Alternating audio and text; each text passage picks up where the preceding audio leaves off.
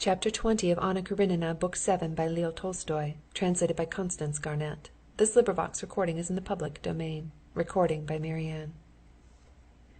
Stepan Arkadyevitch, as usual, did not waste his time in Petersburg. In Petersburg, besides business, his sister's divorce, and his coveted appointment, he wanted, as he always did, to freshen himself up, as he said, after the mustiness of Moscow.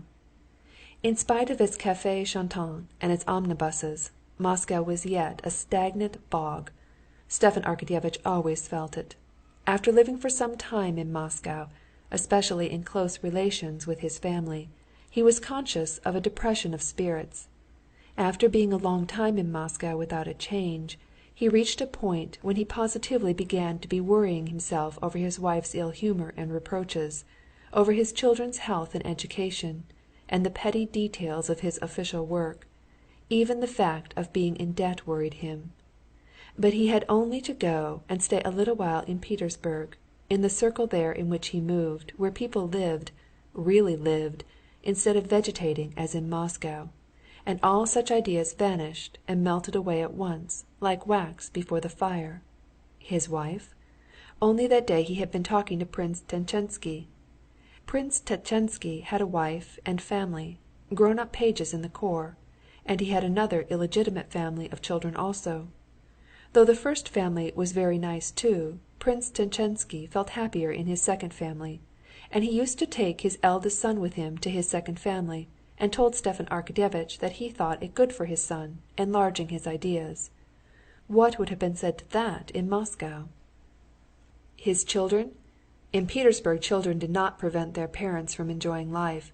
The children were brought up in schools, and there was no trace of the wild idea that prevailed in Moscow, in Lvov's household for instance, that all the luxuries of life were for the children, while the parents have nothing but work and anxiety. Here people understood that a man is in duty bound to live for himself, as every man of culture should live. His official duties? Official work here was not the stiff, hopeless drudgery that it was in Moscow. Here there was some interest in official life. A chance meeting, a service rendered, a happy phrase, a knack of facetious mimicry, and a man's career might be made in a trice. So it had been with Bryantsev, whom Stepan Arkadyevitch had met the previous day, and who was one of the highest functionaries in government now. There was some interest in official work like that. The Petersburg attitude on pecuniary matters had an especially soothing effect on Stepan Arkadyevitch. Bartnyansky, who must spend at least 50,000 to judge by the style he lived in, had made an interesting comment the day before on that subject. As they were talking before dinner, Stepan Arkadyevitch had said to Bartnyansky, "You're friendly, I fancy, with Mordvinsky. You might do me a favor. Say a word to him, please, for me. There's an appointment I should like to get. Secretary of the agency." "Oh, I shan't remember all that if you tell it to me. But what possesses you to have to do with railways and Jews? Take it as you will, it's a low business." Stepan Arkadyevitch did not say to Bartnyansky that it was a growing thing. Bartnyansky would not have understood that. "I want the money. I've nothing to live on." "You're living, aren't you?" "Yes, but in debt." "Are you, though?" "Heavily?" said Bartnyansky sympathetically. "Very heavily. 20,000." Bartnyansky broke into good-humored laughter. "Oh, lucky fellow!" he said. "My debts mount up to 1.5 million, and I've nothing, and still I can live, as you see." And Stepan Arkadyevitch saw the correctness of this view not in words only, but in actual fact. Zhivahov owed 3,000, and hadn't a farthing to bless himself with, and he lived, and in style too. Count Krivtsov was considered a hopeless case by everyone, and yet he kept 2 mistresses. Petrovsky had run through 5 millions and still lived in just the same style, and was even a manager in the financial department with a salary of 20,000. But besides this, Petersburg had physically an agreeable effect on Stepan Arkadyevitch. It made him younger. In Moscow he sometimes found a gray hair in his head, dropped asleep after dinner, stretched, walked slowly upstairs, breathing heavily, was bored by the society of young women, and did not dance at balls. In Petersburg he always felt 10 years younger. His experience in Petersburg was exactly what had been described to him on a previous day by Prince Pyotr Oblonsky, a man of 60, who had just come back from abroad. "We don't know the way to live here," said Pyotr Oblonsky. "I spent the summer in Baden, and you wouldn't believe it, I felt quite a young man. At a glimpse of a pretty woman, my thoughts. One dines and drinks a glass of wine, and feels strong and ready for anything. I came home to Russia, had to see my wife, and, what's more, go to my country place. And there, you'd hardly believe it, in a fortnight I'd got into a dressing gown and giving up dressing for dinner. Needn't say I had no thoughts left for pretty women. I became quite an old gentleman. There was nothing left for me but to think of my eternal salvation. I went off to Paris. I was as right as could be at once." Stepan Arkadyevitch felt exactly the difference that Pyotr Oblonsky described. In Moscow he degenerated so much that if he had had to be there for long together, he might in good earnest have come to considering his salvation. In Petersburg he felt himself a man of the world again. Between Princess Betsy Tverskaya and Stepan Arkadyevitch there had long existed rather curious relations.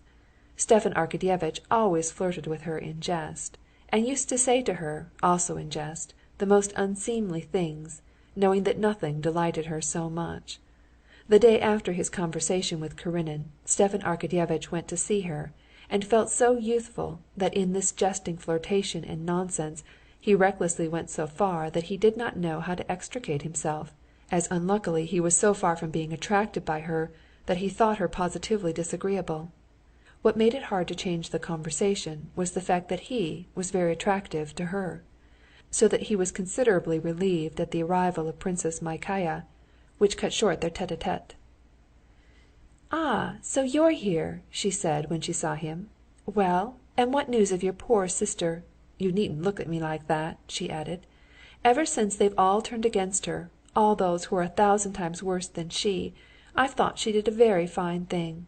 I can't forgive Vronsky for not letting me know when she was in Petersburg. I'd have gone to see her, and gone about with her everywhere. Please give her my love. Come, tell me about her." "Yes, her position is very difficult. She," began Stepan Arkadyevitch, in the simplicity of his heart accepting as sterling coin Princess Mikhail's words, "Tell me about her." Princess Mikhail interrupted him immediately, as she always did, and began talking herself. "She's done what they all do, except me, only they hide it. But she wouldn't be deceitful, and she did a fine thing. She did better still in throwing up that crazy brother-in-law of yours. You must excuse me. Everybody used to say he was so clever, so very clever. I was the only one that said he was a fool. Now that he's so thick with Lidia Ivanovna and Landau, they all say he's crazy, and I should prefer not to agree with everybody, but this time I can't help it." "Oh, do please explain," said Stepan Arkadyevitch. "What does it mean? Yesterday I was seeing him on my sister's behalf, and I asked him to give me a final answer. He gave me no answer, and said he would think it over. But this morning, instead of an answer, I received an invitation from Countess Lidia Ivanovna for this evening." "Ah, so that's it, said Princess Mikhail gleefully. "They're going to ask Landau what he's to say." "Ask Landau? What for? Who or what's Landau?" "What? You don't know Jules Landau? Le fameux Jules Landau, le clairvoyant? He's crazy too, but on him your sister's fate depends. See what comes of living in the provinces. You know nothing about anything. Landau, do you see, was a commis in a shop in Paris, and he went to a doctor's. And in the doctor's waiting room he fell asleep, and in his sleep he began giving advice to all the patients. And wonderful advice it was! Then the wife of Yuri Melodinsky, you know, the invalid, heard of this Landau and had him to see her husband. And he cured her husband, though I can't say that I see he did him much good, for he's just as feeble a creature as ever he was, but they believed in him, and took him along with them, and brought him to Russia. Here there's been a general rush to him, and he's begun doctoring everyone. He cured Countess Bezzubova, and she took such a fancy to him that she adopted him." "Adopted him?" "Yes, as her son. He's not Landau any more, but Count Bezzubov. That's neither here nor there, though. But Lydia, I'm very fond of her, but she has a screw loose somewhere, has lost her heart to this Landau now, and nothing is settled now in her house or Alexey Alexandrovitch's without him, and so your sister's fate is now in the hands of Landau, alias Count Bezzubov." Chapter 21.